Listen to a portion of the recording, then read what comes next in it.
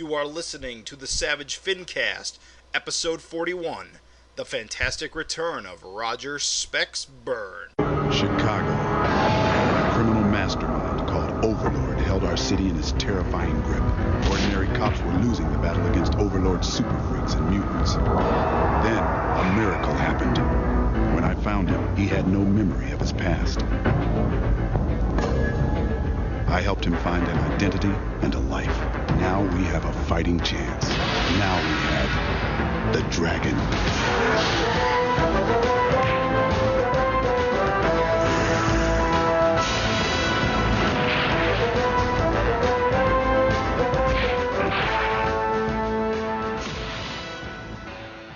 This is the Savage FINcast, the show that promises is not cheating on you with another podcast. I am Jim Purcell. I'm Craig Olson. We are back again for a brand new episode of the Savage FINcast. We got a bit to talk about. It's just me and Craig again. Raven still trapped in Dimension X. We hope to hear from him again someday. He promises he'll be on the next one. So I know everyone looks forward to his humorous tones. Yes, he is missed. You been up to anything lately, Craig? Absolutely not. No, Absolutely. I just came back from vacation in San Diego. San Diego? Yeah, I was a week late to Comic-Con. But no, my wife had a work convention in San Diego, and it was kind of weird to be there. She was at the same convention hall as the Comic-Con a week later. Yeah. But, yeah, I mean, nothing crazy. Kind of funny, ironic-y. Yeah, yeah. So it was like a working trip, vacation, not? Yeah, I brought my kids, and my wife was at a work convention, so I watched the kids. You go to the zoo? Yeah, the zoo, and I guess SeaWorld. I don't know if I should mention that now. It seems like everyone hates that place now. Yeah, I don't really have an opinion about SeaWorld anymore. And a bunch of different parks. I tried to go. They have the public library there had an art show on one of their floors of the Comic-Con art and the history of Comic-Con through the years. Yeah. And the one day I went there, like every day it opened at noon, and the one day I went there on a Thursday, it didn't open till 2, and we had somewhere else to be, so I was kind of bummed out about that. But that's a real bummer. Yeah, but other than that... well, at least you got to go on a trip. Yeah. How about you? Well... I started, I didn't mention it last episode because with the interview we were kind of busy and didn't really have time to talk about things, but I've started a second podcast. I thought you did talk about that, or was that just us talking off the air? I think that was us talking off the air. Okay, so tell me a little bit about it. Well, it's called Weekly Comics Monthly, and its entire purpose is to review weekly comics, specifically 2000 AD, the British weekly anthology, sci-fi anthology, and Weekly Shonen Jump, the Japanese action-adventure anthology. Both comics are anthologies. Both are weekly. I'm doing it with a guy called Zach Hawkins, who is an internet friend of mine, which, like Craig and Raven before, I met them through the internet, through common fandom, and we've basically we hit it. Actually, you guys have heard from Zach Hawkins if you listen to our the mini-sode, our right? Finisode. That's it. Yeah. He was interested in Savage Dragon, and I decided to record his first impressions. And actually, that little interview kind of springboarded this new podcast, and it just sort of rolled from there. We're currently on our second episode, and so I don't know if anyone out there is interested in things like One Piece or Naruto or Judge Dredd.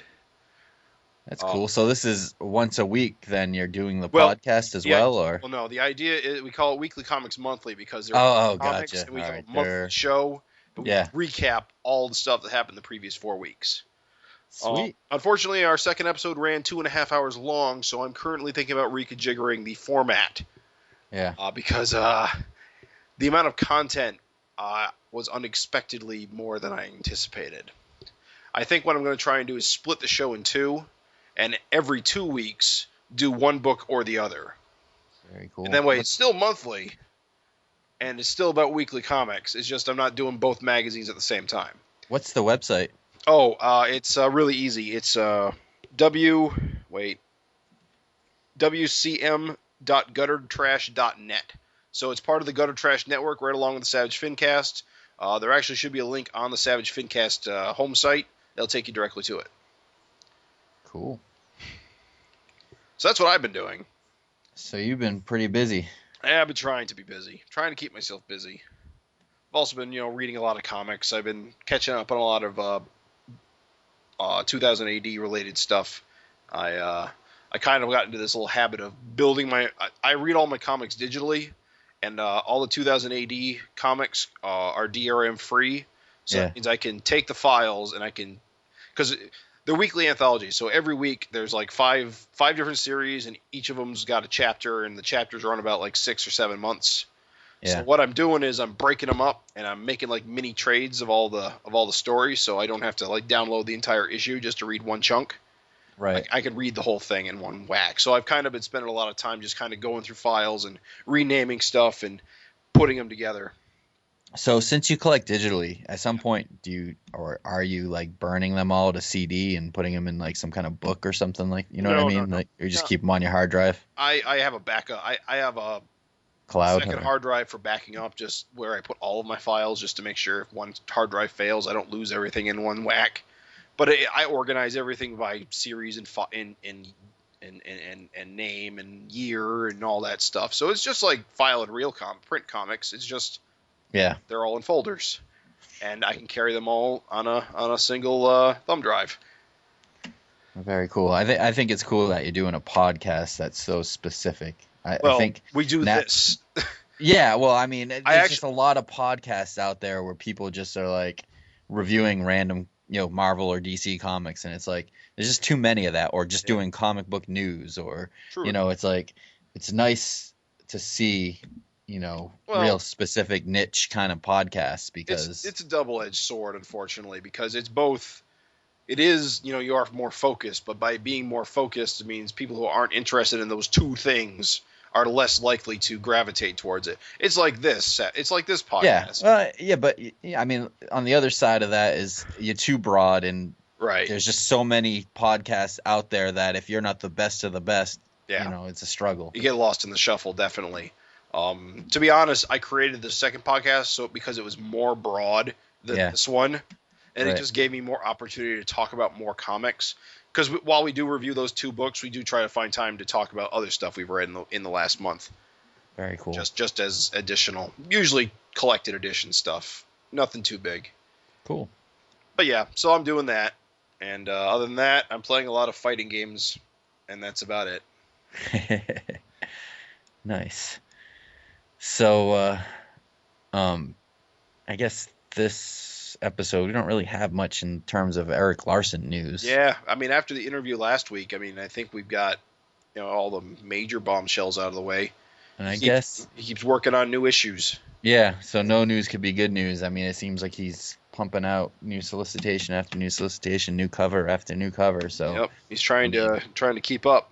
He's putting the focus all on the Malcolm Dragon book, which is cool. I think he's really energized about it. So So I guess that means we should skip to our FINteresting Conversations segment. Sure. Which I want to give a shout out to everyone that's on the Facebook pages, the Savage Dragon fan page and the Erik Larsen fan page on Facebook, because they really came through in short. Yeah, we asked for some questions and we had a bunch. So we can't get to them all just for the sake of time, but we'll get to a few of them.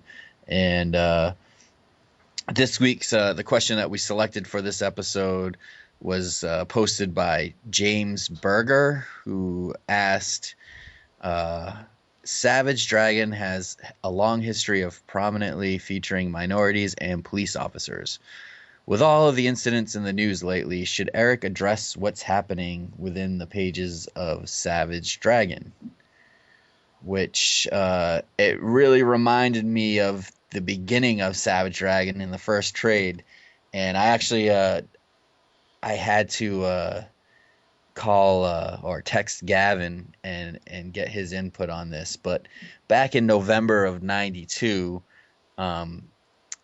the Image Comics company was supposed to put out a one-shot fundraiser called Operation Urban Storm. Did you know anything about this? I have vague recollections about it.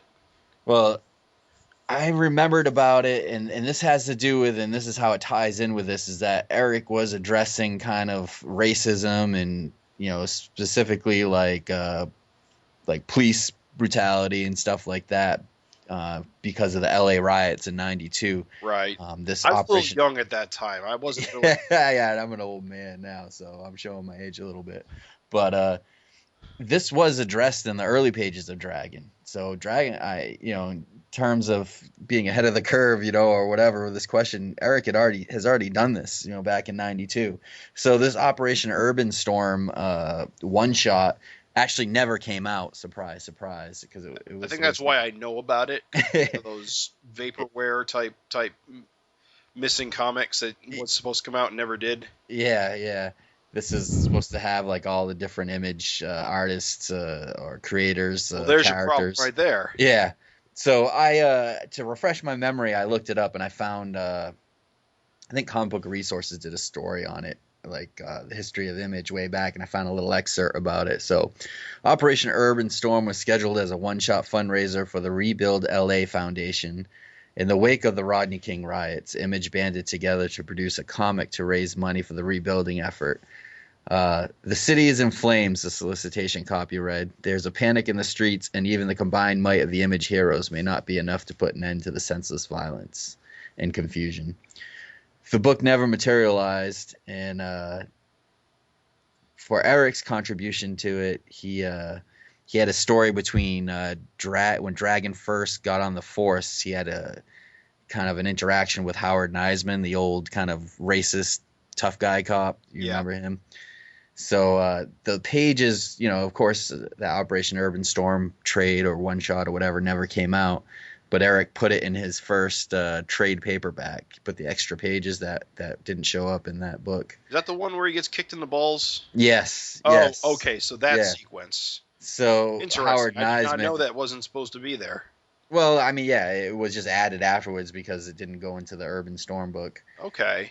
So Howard Neisman kind of, Dragon joins the force and he's cordial with everyone. Hey, how you doing? He's meeting all the cops, and Neisman gets in his face and I think calls him a freak, and is racist towards Dragon for being a freak, I guess. And it's kind of like a little lesson learned in there about racism and stuff like that, and it all ties in with the LA riots in a way. I see. So Dragon basically puts Neisman in his place. But yeah, so it's a little story, and just to go show you how so he has dealt with these sorts of issues before. So. Yeah, I mean, the book has been running for so long. It's kind of weird how things go, cyclical like that. And in the real world, these same issues are coming up. And, Erik kind of addressed this back in '92. Yeah, and in some ways, Savage Dragon has never shied away from its political roots. Well, not roots, but its political. It sometimes dips its toes into politics. Right. Especially during the election arc. Right. And and Erik's never been afraid to poke fun at Bill Clinton or George Bush or even Barack. Well, actually, he hasn't poked fun at Barack Obama much, although he could if he wanted to. But he did have him in the pages. He did have him there. He's not afraid to show his leanings or write a story. So, I mean, if it plays into the story in some way, I mean, sometimes it could, remember War and Terror? Yeah. Yeah, and how he was a racist, and he was going around attacking Muslims. Yeah. I thought that was a little ham-fisted, a little bit. A little heavy-handed. Based the stuff coming out of Malcolm's mouth about how we're all equal, and yeah. I mean, I believe all that, of course, but it just seems like when your superhero is punching a guy, spouting that sort of stuff, it just seems a little thick. I mean, one of the covers of Savage Dragon had Dragon punching out George Bush, albeit he was the imposter. He was the imposter at the time. But still, I mean, it's still your cover of your book has got your hero punching out the president, which is kind of crazy. I mean, it's something you'd definitely never see in a corporate Big Two book. I mean, they only punch Hitler. Yeah, I mean, it could be off-putting to half the population of the U.S., but that's the cool thing about Erik. I mean, he's just going to do what he wants to do, And I mean, Malcolm's a young cop now, and so these issues are relevant. So maybe it will play in some point in the future. Who knows? Yeah, I'm not against it. definitely. So, if you don't have any more to add to I that, don't have okay. any particular note. So James Berger wins the limited edition Malcolm and Dart T-shirt illustrated by Raven Perez. So James, please contact us at SAVAGEFINCAST@gmail.com with your address and shirt size. And to past winners for this, I apologize. I don't think Raven's got all the shirts out. No, At this point, I believe there's been some delay due to some. Yeah, he's moving and all his stuff's packed up. Some stuff's going on. We will. Yeah. My guarantee is you will have your shirts by the end of the year. I'm hopefully before that. I've talked to Raven. He's trying to get his stuff together, and he'll be back on the podcast. If you haven't got your shirt, we know you haven't got your shirt. We will get you your shirts when we can. Yep. We have definitely your addresses. We know where you live. That's not a threat. Right. So just to add, just remember, send your questions and opinions to SAVAGEFINCAST@gmail.com. If your entry is selected as the new question of the month, you will win the limited edition T-shirt this year. And also, everyone who submits their opinion or on the previous episode's question or just has a general comment related to the podcast will most likely get their response read on the podcast because we like reading mail and discussing. We do like reading mail. So it helps fill the dead air. And we did get a deluge of questions towards the end of this month. So and since we didn't have any news, we might as well do another. Yeah, let's do a few more. You want to pick one that you? Let me grab one. I had it, and I of course closed it because I'm a doof. I like the one by. And of course, you know what? It's on the Facebook. That's why I missed it. Going back to the Facebook. Was it Matt Hickman? Who would you like? Yeah, it was Matt crossover with. Yeah, who would you like Dragons to cross over with? So it was now, Matt in the past, Dragons crossed over with many superheroes. I mean, he's crossed over with Hellboy and the Ninja Turtles, Superman, and the Max, Superman that one time, or that two times. Now I think about it. Bomb Queen. I mean, up in that's right. Prism. Tons. I mean, just that wedding alone with all those characters showed up. Well, if we would like do a full-on crossover, like a whole issue dedicated to it, not just like a one-off panel gag or something. Right. My number one is, and probably always will be, Judge Dredd.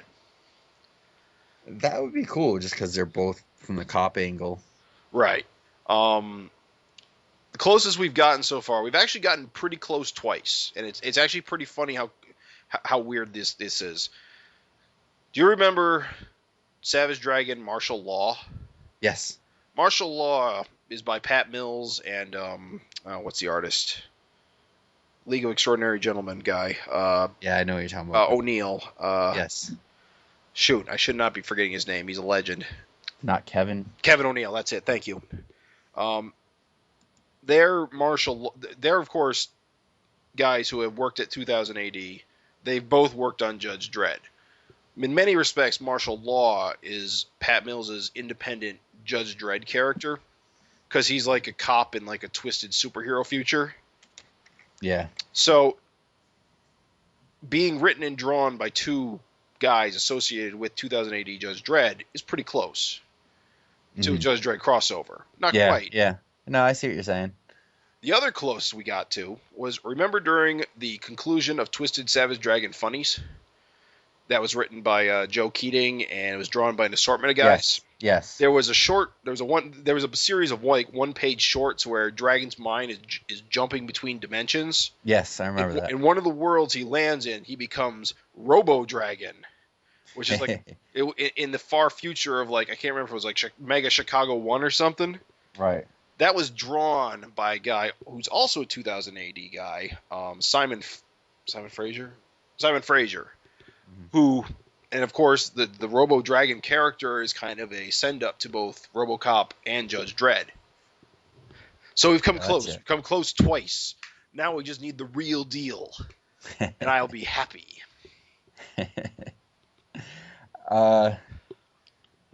Yeah, I mean, I'm not I know some Judge Dredd, but I mean, like I said, just for the fact that the whole cop angle, and I think that would be neat.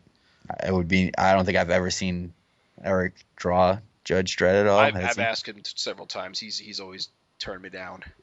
Yeah, I don't think he's a fan. He doesn't know the character. He doesn't like drawing what he doesn't know. Yeah. So I'd have to go to a convention with like reference material and cash in my pocket. Yeah. It's one day. I would say for me, it's probably pretty obvious, but I think it would be cool to see, a Dragon Spider-Man crossover, just because they're both the two best known characters. I don't think they necessarily mesh that well together, but just to see. But Spider-Man Malcolm, I think. That's go true. Together really well. Or even the new Spider-Man. What's the? Miles Morales. Yeah, that would actually make for an interesting. But I know Eric's not that, like, again, another character he's not too familiar with. So. Right. Of course, we had that Invincible Spider-Man crossover a long time ago. Yeah, that was neat. That was really neat that they did. Especially the way they tied it into the ongoing Image Invincible story arc at the time. Right.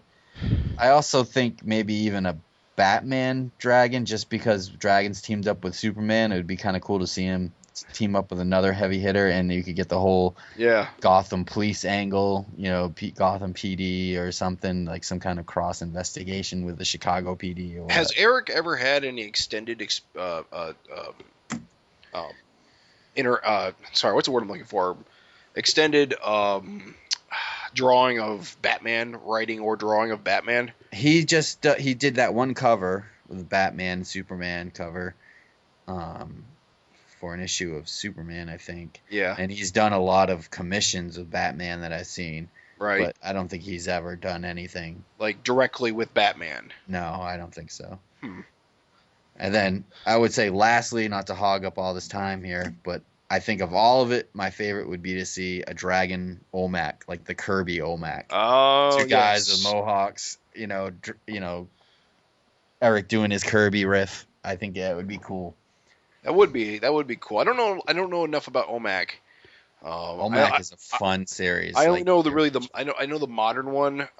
With the whole brother eye thing and. Yeah. No, that's all a take on the original, but it's different. Yeah, and the Keith Giffen series back from New 52 started. Yeah, that I heard was pretty good. That was more based on kind of like on the older one, but I definitely suggest reading the trade. They have been hardback and paperback now. Jack Kirby's Olmec trade, which is only like 7 issues before it was canceled. Really? Was that short? Yeah, and it ties up pretty well. It's really neat. It's really got a lot of cool fun. It's based in the future, and it's got a lot of cool concepts. Oh, it takes place in the future, so it's not. It's not a regular DC. It's very weird. It's like Commandy kind of takes place in a weird apocalyptic future, and so it's like Olmec's kind of like the other end of that, where like technology is more in the forefront. Huh. So anyway, that was that. And I don't know if you want to do another one more before we move on, or it's up to you, Craig. Do you want to do one more? I will. Let's see. Let's look at what we have. There was one question by Tony Sullivan asked, why is Malcolm so darn potent? Dragon Senior banged 1 billion broads and only managed to knock up one. Let's not answer that here, because I think the issue 205, which we'll review in detail on this episode, will kind of help answer this. I think there's a lot of this is answered in this. I can't remember. Did he go on his little sex adventure before or after he got fixed? You talking about Dragon? Dragon, yeah. I remember. I can't remember if it was. I think it was kind of before and after, but I think a lot more was before. Okay. Because a lot more was before, because he was with a bunch of women, and then he was with Rapture, and that's when he got sent to hell, and he got all, messed up. And his junk got cut off or something. Right, and since it grew back, he was fixed or something. I don't know. But it is weird because that Jennifer never had another kid with him. Because the amount of implied consummation. yeah, I don't know. But I don't think Malcolm's as potent as originally thought, especially after reading this new issue, which we'll go into. That's true. Cool. So thanks again, guys, for writing in. Remember, for the future, send your questions and opinions to SAVAGEFINCAST@gmail.com.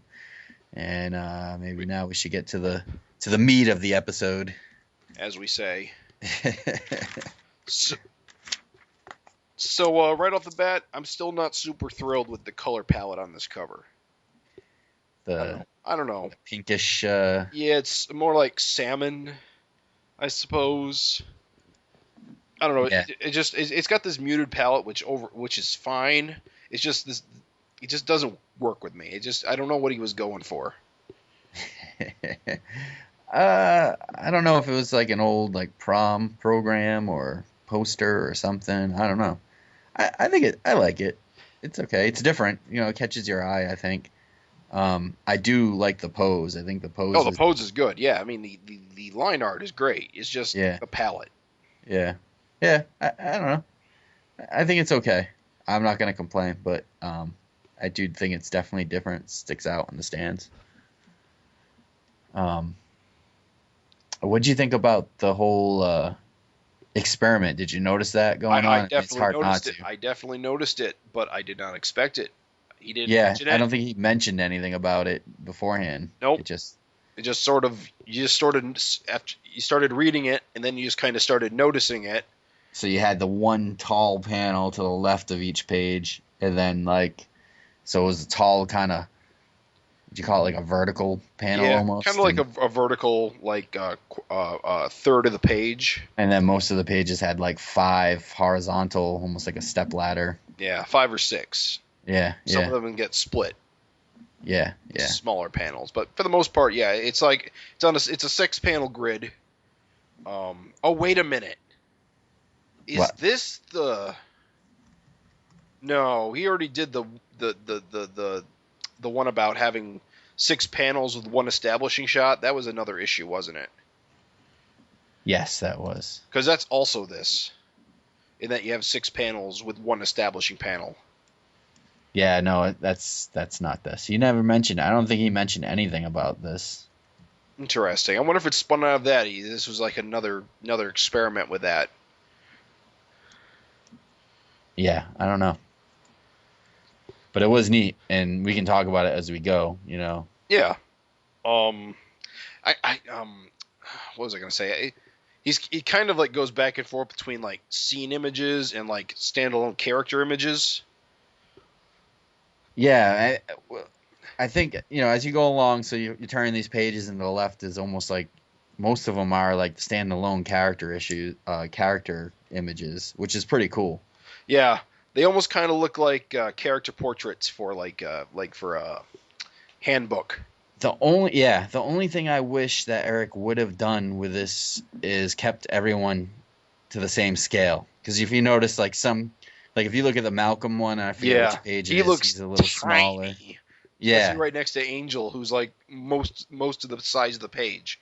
Yeah, or Tiara, who's huge. So everyone looks, Tiara and Maxine look like they're in the same scale, but then Angel looks huge, Malcolm looks small, maybe Dart looks to scale, and everyone else looks kind of to scale. Maybe not Willie. Yeah, but he's a small man anyway. Yeah, but I wish he would have kept everyone to scale. I think it would have worked better. But hey, what do I know? I'm not the artist. I'm looking at this. See, all the tall panels are on the left. Yes. I kind of think it would have been interesting to have on the left page have the tall panel on the right, and on the right page have the tall panel on the left, so they're connected at the gutter. Yeah, but I think what happens with that is that it gives you an impression that the characters are in the same room. I don't think it would work. You're right. Yeah, that wouldn't work quite as well. Yeah. So I guess. So we start things off with where things left off last issue. Yeah. The room's been ransacked.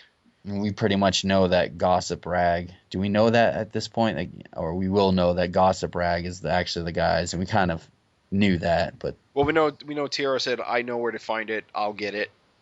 And I think we're assuming that Tiara was the one who went and got it, went and rummaged through everything. yeah. But Maxine's certain that it cannot be recovered. Right. And we saw them throw the disc in the fire, so right. the sex tape on the fire. One thing, did you notice the Guy and Deuter doll on the floor? I Did now. Yep. Yeah. This is the one thing, actually. We're on like 41 episodes of this podcast now. We've never talked about Guy and Deuter. No, I think we have, but at some point it's like, how many times do you talk about guys like John Day or Guy and Deuter for the audience? And yeah, I actually don't really know a lot about Guy and Deuter. They were kind of like they're just like a before my time running gag that I've seen, but it doesn't seem to be as prevalent as like John Day. So for the listeners who pow tacos, right? For the listeners who might be just jumping in on our podcast, haven't been with us all together, and might not heard us talk about Guy and Deuter. We did talk about him in the episode when we talked about like reoccurring in jokes, but Guy and Deuter, there's a doll on the ground next to the teddy bear, I think on the second page, and it's like the little guy with like the gap tooth, like the buck teeth. I don't know which one it is, Guy or Deuter, but that's kind of like Eric's Itchy and Scratchy in the Savage Dragon universe. Like in the earlier issues, they're always on TV, and I don't know if like Horridus was watching cartoons, they'd be in the background. Or I've got a hardcover, I think, with a sketch of them in it. Oh, really? Or like maybe it's that the numbering page, whatever that's called. There'll be a page with a pinup, and it'll have the number for the hardcover. Oh, the tip sheet or whatever. Yeah, whatever that's called. Yeah. I think Guy and Deuter's on one of those. Yeah, I think you're right. So it's just like a little I don't know if you call it an in joke, but it's like one of Eric's little characters that pop up from time to time. Same with this John Day character, the guy with the mustache and glasses and bald head that seems to die in the background in every issue or something, or at least pops up. But as this I guess what I was saying, as the podcast reaches 41 episodes, it's like, how many times, do we keep on explaining it, or, I struggle with that sometimes. But I don't know. I guess if there's anything we ever talk about that you, the listener, don't understand, you can always feel free to write into us, and we'll explain it more, Or if we explain it too much, right? Yeah, exactly. Shut the hell up. All right, so anyway. Their house is ransacked, and then they cut to the scene where Tiara is talking to Willard Willie Williams, who is kind of taking the place of Richard Richards in the book. Is hopefully he won't make the same mistakes and build plots and get himself arrested. Yeah, so he's an all-around sleaze. Oh, he's a sleazeball. So basically, he took her information and ransacked Malcolm's and Maxine's apartment, and she's not getting a dime out of it. So it serves her right, though, because she's kind of a bitch. Did you notice this issue? There was a lot of those graphic T-shirts or ironic T-shirts that Eric's kind of been going a little crazy with these now since Killcat sported his what was it? What T-shirt was it? Nickelback T-shirt. A couple. Well, episodes. It's a little bit of it's a little bit of a character to things. I mean, it's got to be a pain in the ass to keep it consistent through the panels. But what does this say? This says, "So Bears." No, Go Bears. Oh, Go Bears. So Maxine is wearing a shirt that says "Go Bears," and it's got one bear mounting another one. And the funny thing is, I looked this up online. I just typed in "Go Bears" because I wanted to see where, obviously, Eric got the graphic from somewhere. So if you type in "Go Bears" on an image search on Google, you'll get like the T-shirt design. And I think Eric was going for Bears, as in Chicago Bears. Right, the football team. Yeah, but if you look, that shirt's blue and yellow, and that where that logo is from is actually from the University of California Golden Bears. Really? So, yeah, that's kind of funny. Because the Chicago Bears are orange and blue. She could be a fan. I mean, yeah. Her parents might be from California. Yeah. But I thought that was kind of funny. I do think it's weird. The one thing on this scene, Tiara is she's all happy that she's pregnant, which is crazy to me. But it seems like she's more happy because now Tiara no longer has a one-up on her in terms of carrying Malcolm's baby. And she's so optimistic about not being ripped in half. Yeah. Oh, yeah, Rex will deal with it. Don't worry about it. Yeah, science will solve everything.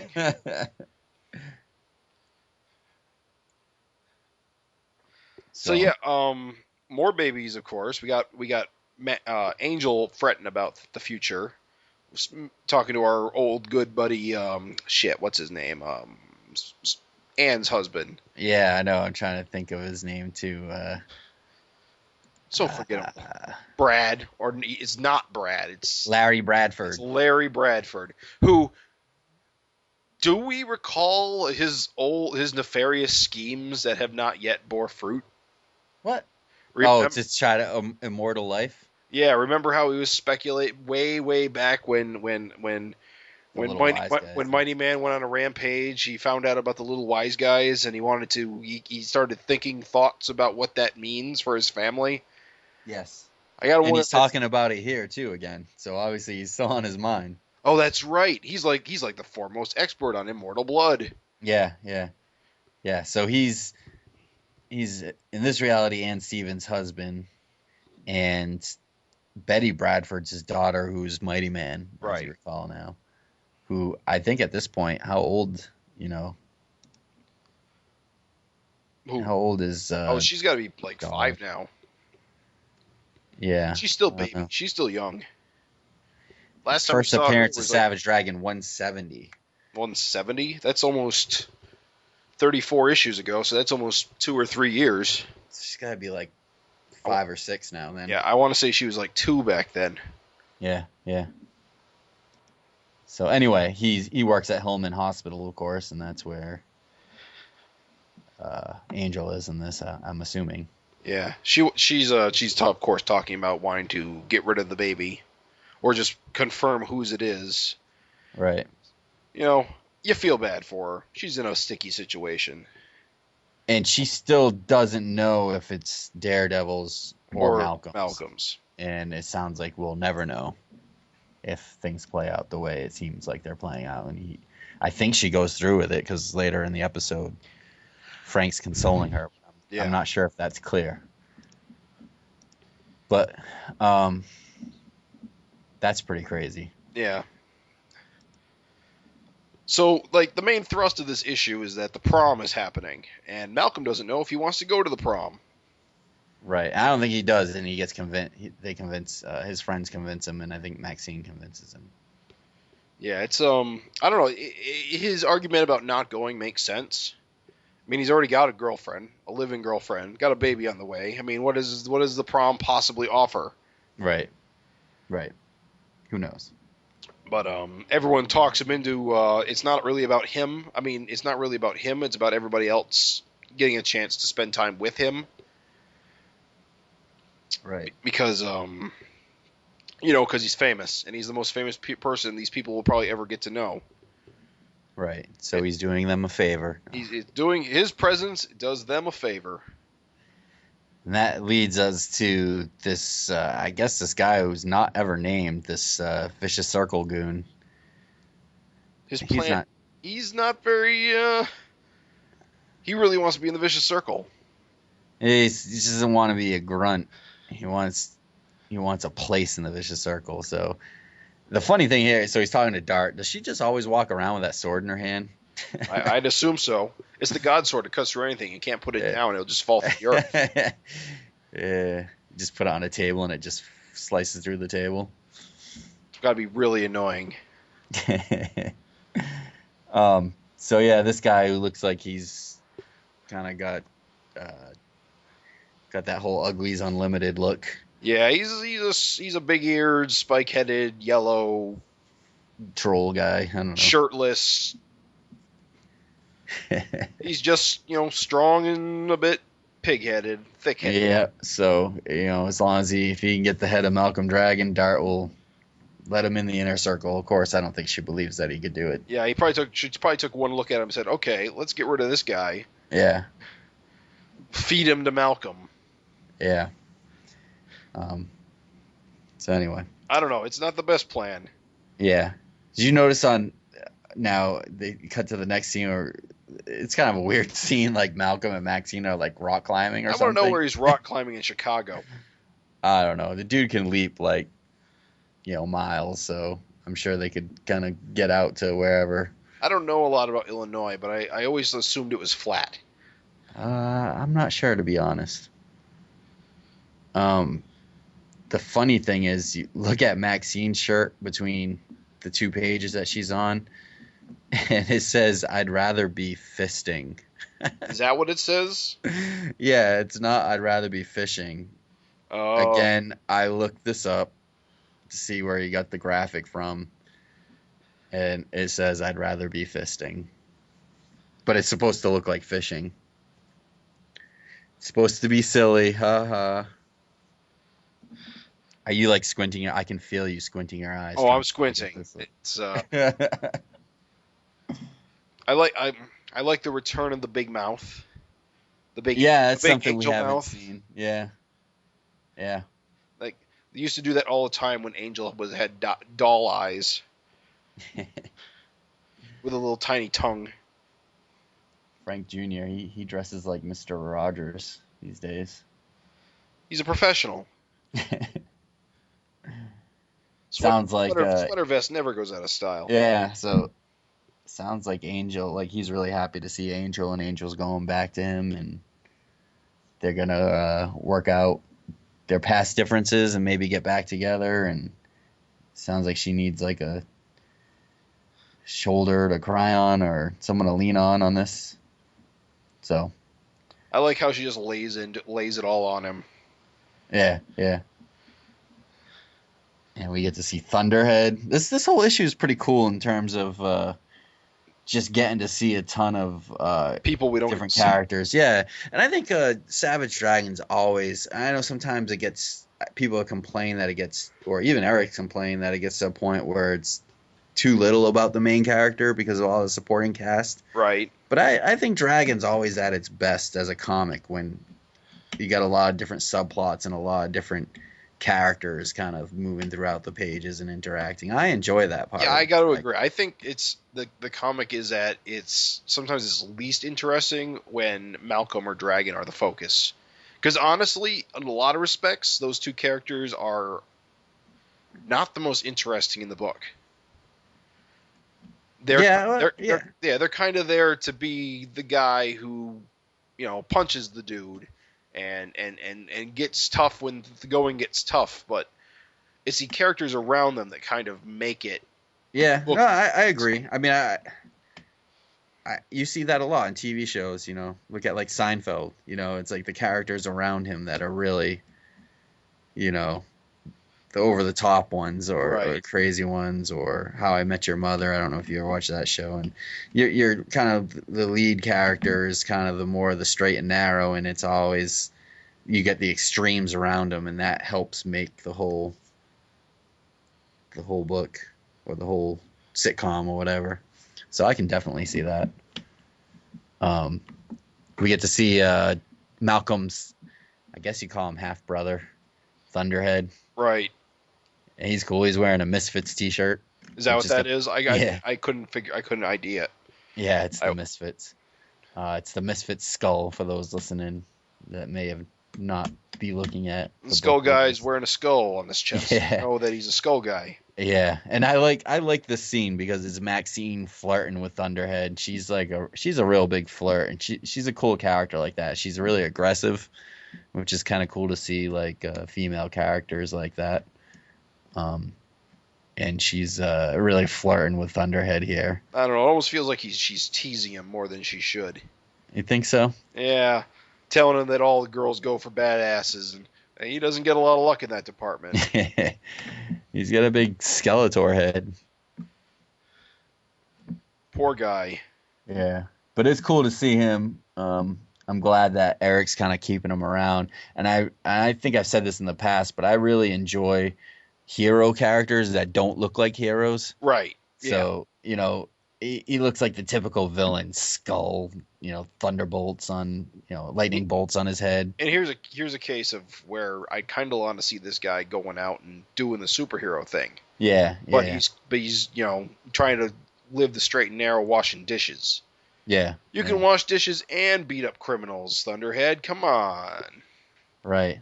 Just take a cue from Rock. He got with Widow. He got ladies, and he was a big rock. And he washed dishes at his diner. And he washed dishes and grilled burgers. So, look at this idiot. I was pretty excited this episode to see the return of a character we haven't seen in years. The mustache guy? Yes. Wait, the mustache guy. Shame on you for not knowing his name. You don't know who that is? I don't. Have you ever seen him before? There's been a lot of mustache guys. He wasn't like one of Sebastian Kahn's goons, was he? Yes. Really? He was was one of the guys that monitored Dragon while he was on the run? Yes. Really? Roger Byrne. Wow. Roger Specs Byrne. I did not realize. Look him up in the Savage Dragon wiki page. So actually, for anyone that's listening that haven't heard us talk about this in a while, there is a Savage Dragon wiki, and almost every character is listed in there with a brief description and where they've appeared. The most obscure. Yeah. So Roger Specs Byrne first appeared in Savage Dragon 86 and last appeared in Savage Dragon 92. And remember, he was, like you said, Sebastian Kahn, Cyberface's one of his scientists. And I think issue 86 opens up with him and another scientist just chatting. Yeah, talking Dragon about Dragon's definitely dead. Yeah, he just got vaporized in one of those fire pits. Yeah, that was like the first issue I ever read. Really? I want to say that was in 90. Well, there you go, Like guys. This should hold some real sentimental value for you, seeing him come back like that. So now it looks like he's back on the straight and narrow, just working. Oh, I think he's gone down in the world just a little bit. Although you got to imagine he was working for Khan more as a survival thing because of how bad things were. Now he's working for Gossip Rag. Sebastian Khan doesn't give good references. What a jerk. Yep, Roger Specs Byrne, welcome back. It's pretty cool though. Nice tip of the hat. Eric could have made a new character and we never would have known. I just remember looking at that and I was like, God damn, that guy looks familiar. And I was like, could it be? I was like, no. Yeah. I look up on the wiki. I'm like, gosh darn, it's that dude. Then we get a taste of the most what we find out here, of course, is that there is no sex tape. It's gone. Which is actually a surprising twist because I totally expected it to get out there.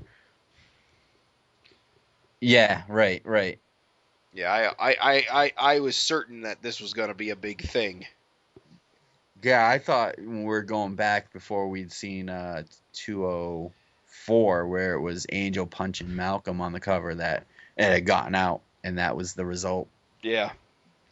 But yeah, Eric's really good about, leading you in one direction and then switching it up. Yep. So, sorry, Willie, not happening. And of course, we get this scene with Malcolm at the prom, and it wouldn't be Savage Dragon if there wasn't a fight scene in the book. So, yeah, this wasn't the best executed plan there, yellow horn, big-eared guy. Yeah, I like how why they even let him in the door. Because he dressed up, man. He dressed up. He's someone's plus one. Can't discriminate against freaks in Chicago. Operation Urban Storm. Can we talk about this? You can't if they are not students of your school. Maybe he just pushed his way in, Yeah. But this fight scene we do get, is this the first time we've seen Maxine use her force field bubble? First time in action. Yeah, so that's cool. Of course, she mentions it earlier in the issue, so we're kind of reminded that she has it. Which is a good storytelling kind of cue. It's cool because he goes to grab her and he just kind of gets bounced off it. So I think it's really cool that Erik introduced that. 'Cause like I said, I think last episode that it's a good way of being able to let her stay close to Malcolm without us having to worry, or without it being too unrealistic that she never gets harmed, you know? Right. So You should give her more force field powers. which makes you wonder why, you know, on the other hand though, like, shouldn't Malcolm just have one? Yeah. So he just Why doesn't doesn't get Malcolm punched. have one? Why doesn't everybody have one? Right. Shh. We don't ask those questions. Why hasn't Rex completely changed the world so that no one ever gets hurt ever? So I guess, you know, there's that scene, and it seems like Frank and Angel are leaving the hospital, and they said, you know, it's all over. You did the right thing. So I guess she did get the abortion. So Yeah, you can pretty much tell. We'll never know, you know, what Won't we? happened there. When she doesn't give birth in 9 months, I think it'll become pretty obvious. Yeah. No, I'm just saying we'll never know whose kid it was. Oh, well, yeah, definitely. Well, you say that. We don't know who might have interest in superhuman ziggurat. There you go. Because we've got plot lines about abducted babies. Right. Who knows what's going on? Right. Of course, speaking of those abducted babies, this is where things get established that there sure are a lot of dragon babies floating around right now. Yeah, so we get to see Lorella again. We haven't seen her in like a year, like since before 200.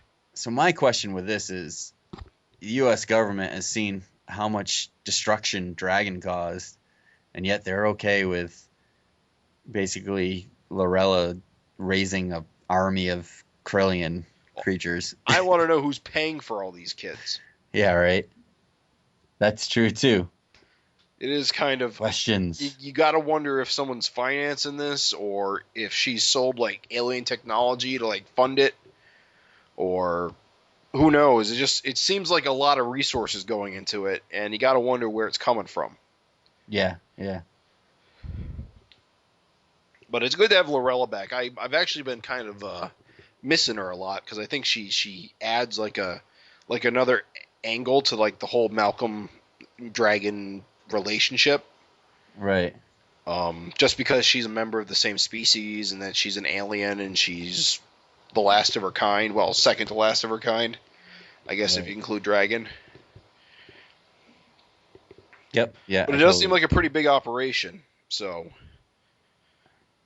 Yeah, I mean, that picture alone, there's like 8 or something like that, 8 little Kryllian babies, and I'm sure it's way more massive than that one panel. Yeah, and she, of course, says that she's getting old, and that she's not going to be able to keep doing this forever, but so this is her primary focus for as long as she can. Right. I don't know, it still seems like it's almost impossible to try to repopulate when they're all the same mother and father. There's like a whole bunch of problems with that.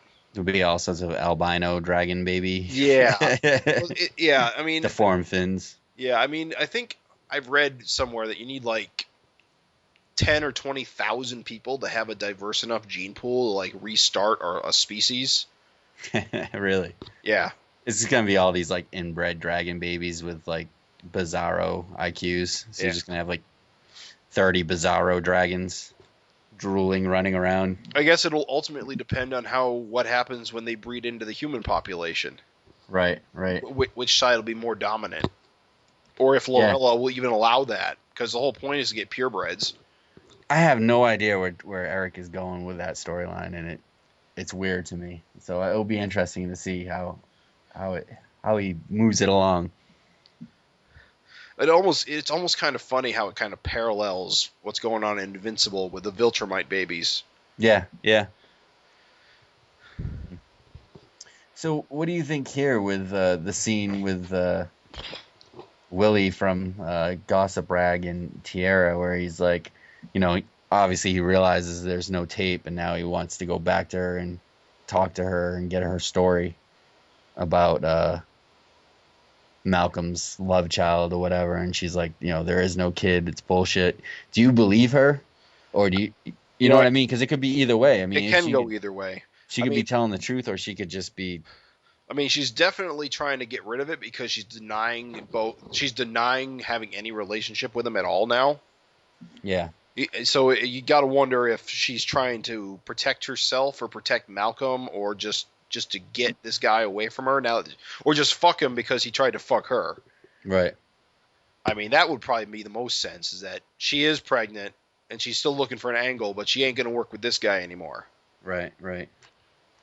So to go back to Tony Sullivan's question that he asked during the FINteresting Conversations segment is, why is Malcolm so darn potent? Dragon Sr. banged a billion broads and only managed to knock up one. Well, there's a good chance also that what we thought maybe he'd have 3 kids, he really only has 1, and maybe Angel's wasn't his kid, and maybe Tara's not really pregnant.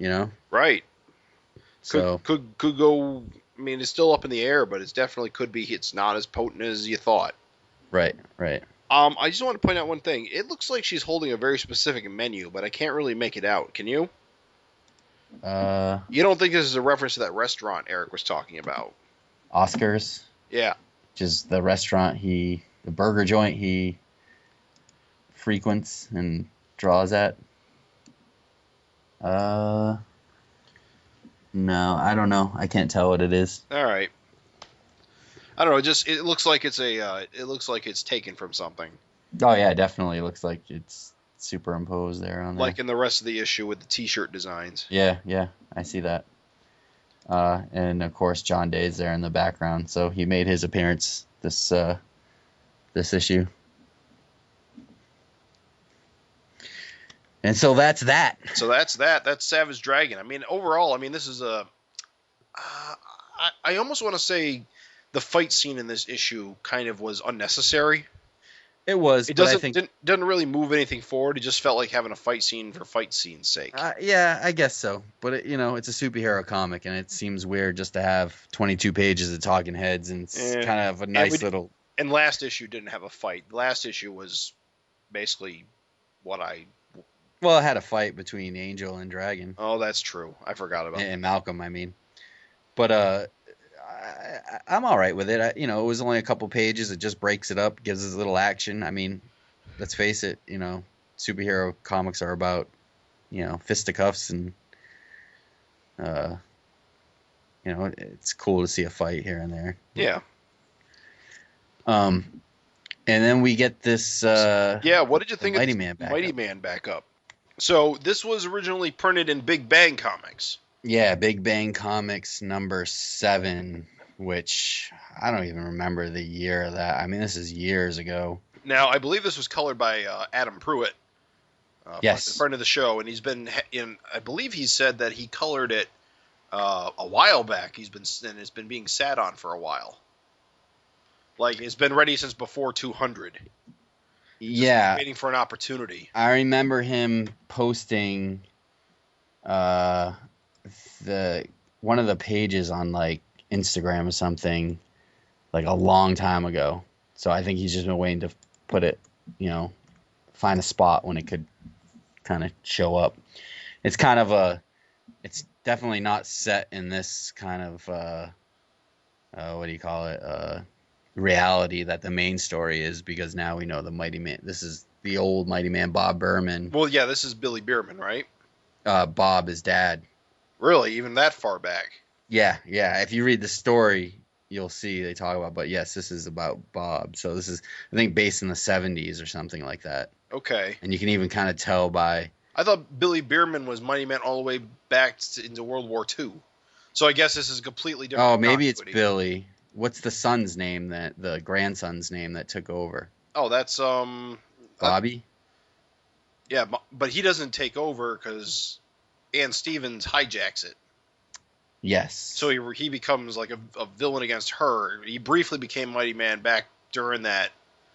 That was a backup back in like the mid 150s, where he steals the power away from Ann. And then starves himself to death because he's an idiot. Do you remember any of this? Yeah, no, I do. Okay.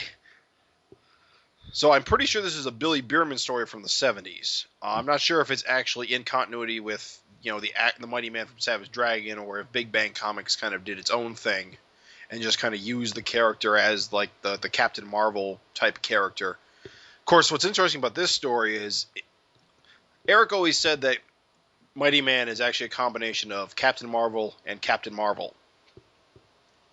DC's Marvel, Captain Marvel, and Marvel's Captain Marvel. Yeah. And this story reads more like a Captain Marvel story. Oh yeah, like this is pure Jim Starlin. Right, Jim Starlin's what I'm looking for. I mean, the evil Mighty Man reminds me a lot of Like Thanos or... Oh no. The anti-warlock, shoot. Oh yeah, I know what you're talking What the hell's his name? I just had it and it blanked. I want to say Nemesis, but that's wrong. Damn it! I knew what it was 10 seconds ago. I'll see if it comes to me. But yeah, he feels more like this reads like a Jim Starlin type. Oh, big time. Even the art feature. is definitely Jim Starlin art, like kind of homage there, with the skull in the background. He gets punched, with the way the planets look. The evil Mighty Man's even his hologram, whatever bracelet thing, looks almost like an Infinity Gauntlet type device, Yeah. Oh, the Magus.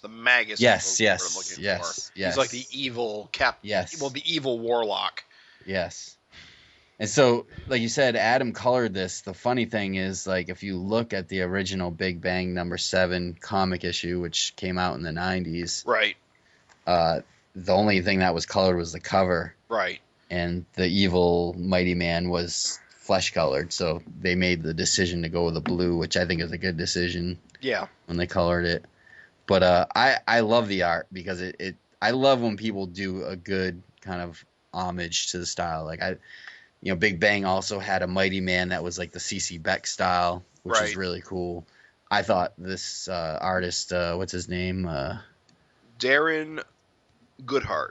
Yeah, he did an excellent job with that 70s feel. It really feels like it's something that, I gotta say was published in 77 or something like that. The blue skin's kind of weird, though, since he's supposed to be Mighty Man from the future.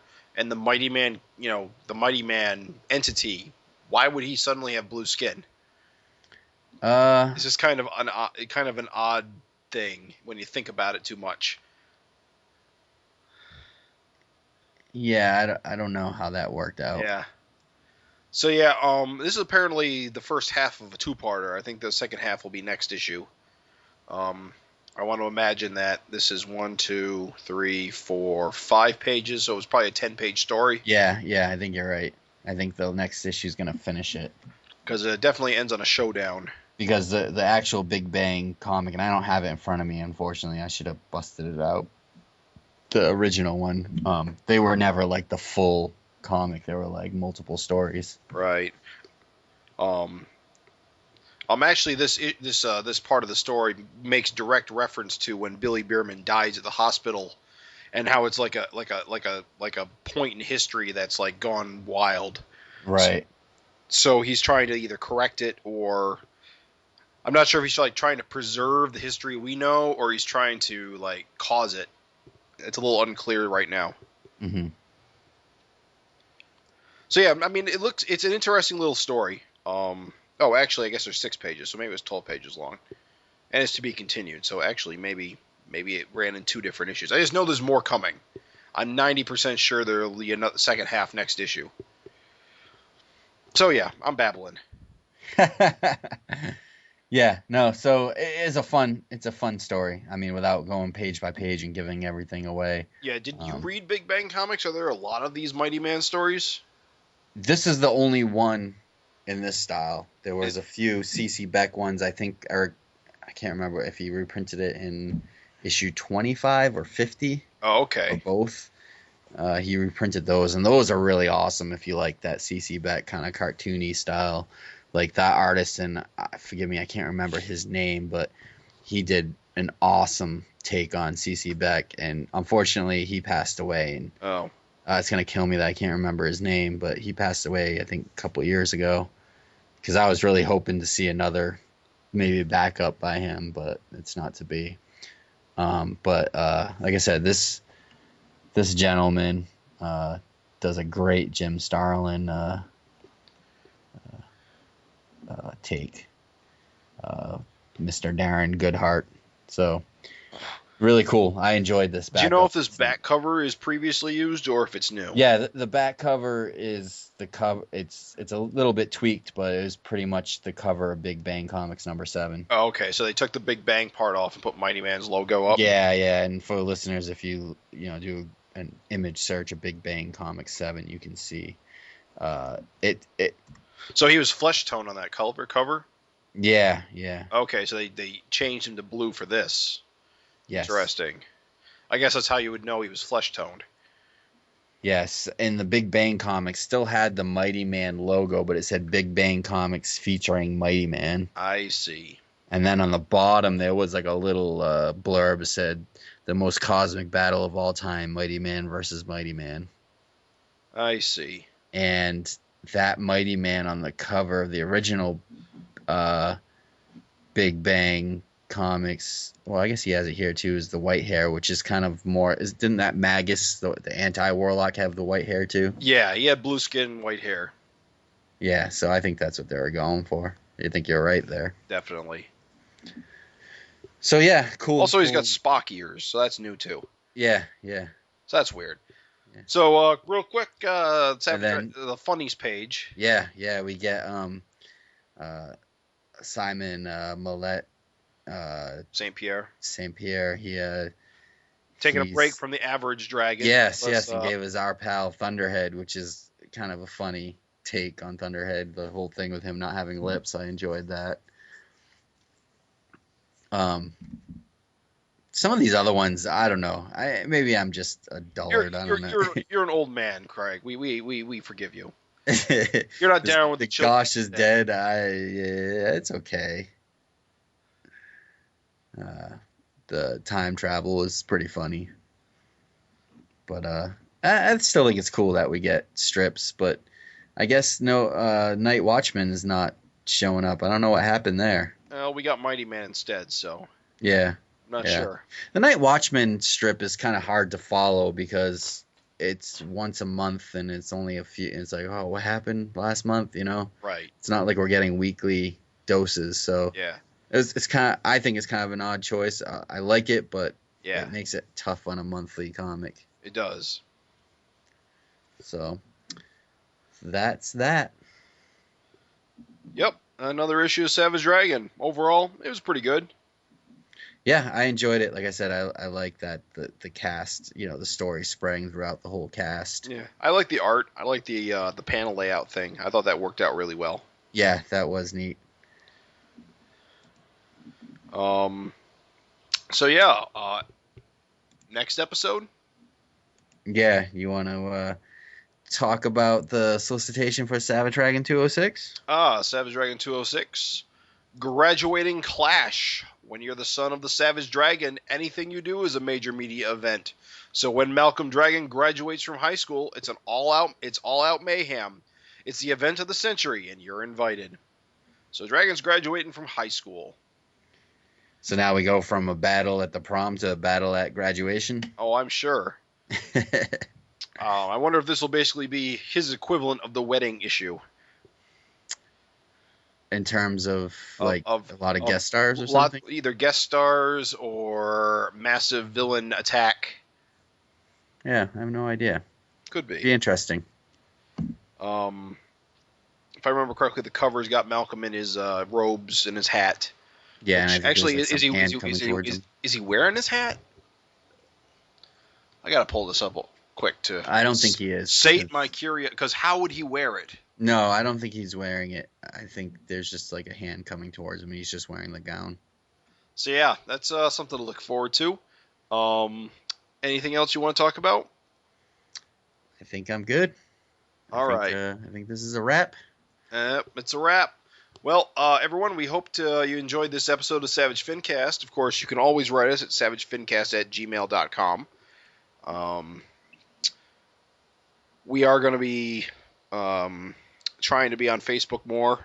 I finally figured out how this whole internet thing works, and I'm going to try and start posting the FINcast on the Erik Larson / Savage Dragon and Savage Dragon fan pages on Facebook whenever the episodes go up. So you can follow us on Facebook, or you can follow us on through our website at SAVAGEFINCAST.com. Cool. And of course, always don't forget to write. Always don't forget to write. Always don't forget. Thanks. Thanks for joining us. Thanks for joining us. See ya. See ya. The Savage FINcast is a member of the Gutter Trash Podcast Network, which can be found at guttertrash.net. The Savage FINcast is part of the Comics Podcast Network, which can be found at comicspodcast.com. Also, find us on YouTube at youtube.com/user/SavageFINcast.